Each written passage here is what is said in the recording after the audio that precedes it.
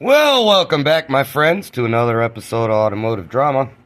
Today I got this late model Volkswagen GTI. It's actually quite a really pretty car. I'm going to take some of the fender covers off. This guy's got it all tweaked out. It's got all the special stickers, everything he's done to it. It's really pretty. What I just got done doing, yeah, you're seeing the box, was putting a borla exhaust system on. See an old fat looking borla. It came out really nice when you come through the back. They're both even. My hand measures them and they're both even. It was kind of tricky. Now, if you see this downpipe, there is actually a high flow converter at the end of this. We'll get to that in a minute. But this downpipe wasn't a borla downpipe. I do have a previous video on how to get the downpipe out and how to put it in. But if you're noticing down there, if I'm shining all the way down there, when you're putting this thing, you have to look out for two things. One, that you clear there, and two, that you clear the body. Now, let me get underneath this thing and show you what I had to do. Because that downpipe, and yes, I don't have that bracket. I tried to take it off of the original downpipe, and I was actually going to make a video on how to get it off, and then I found out it don't come apart.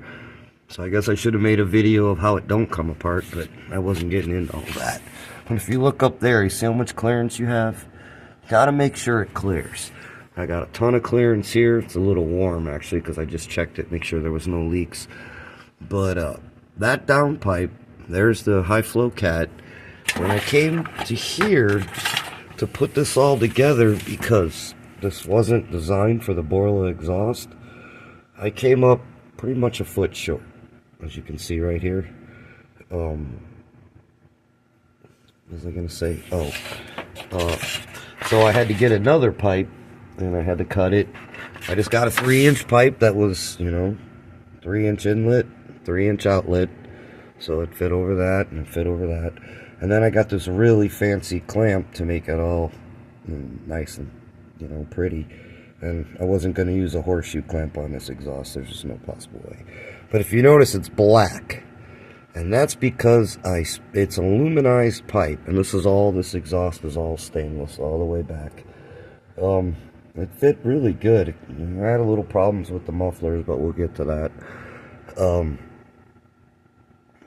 So I painted it with ceramic header paint, because it is aluminized steel, but it will eventually rust.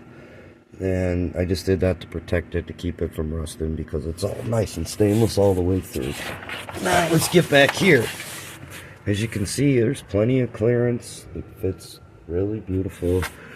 I mean, it fit right in. It's a borla, so only, like I said, that was the only modification I had to make. Now let me get to the back and explain what I had to do with these damn mufflers. They're pretty. It sounds... I started this thing up with just a downpipe on it, and it was super loud. And after I put the rest of the exhaust on it, those mufflers are loud, man. They are super loud. But these pipes, the mufflers right here, they would not fit onto this exhaust. As you can see, I got all the clamps turned way up so they don't pick up anything on the road. I mean, the suspension's going to be here.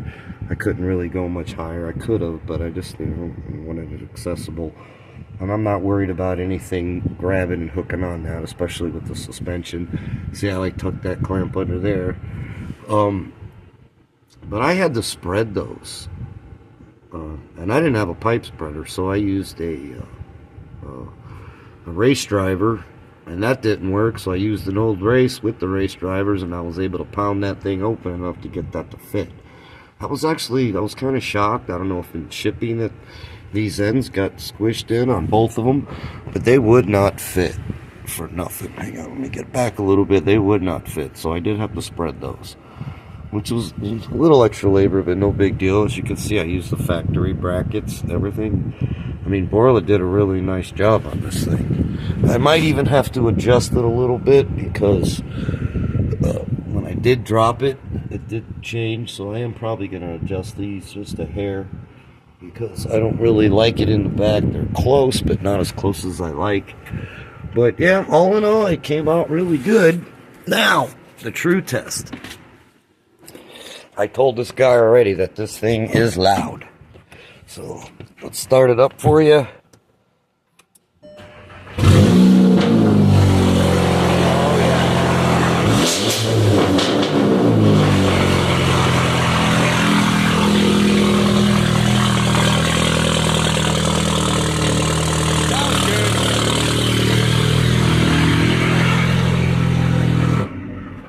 I know he wanted it loud. I don't know if he wanted it that loud, but that's what he got. I also put this in.